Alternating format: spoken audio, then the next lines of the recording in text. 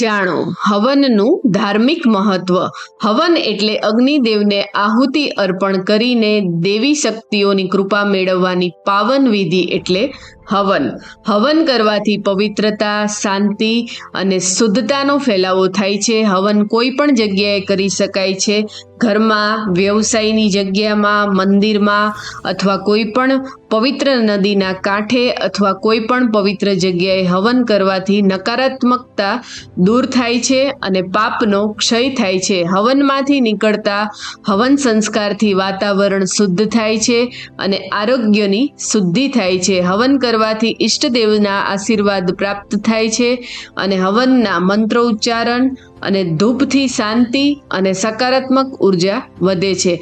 હવનને ધાર્મિક અને આધ્યાત્મિક રીતે ખૂબ જ શુભ માનવામાં આવે છે. હવન વિશે વધુ માહિતી મેળવવા માટે જોતા રહો અમારી ચેનલ સત્વેદ. જય શ્રી કૃષ્ણ.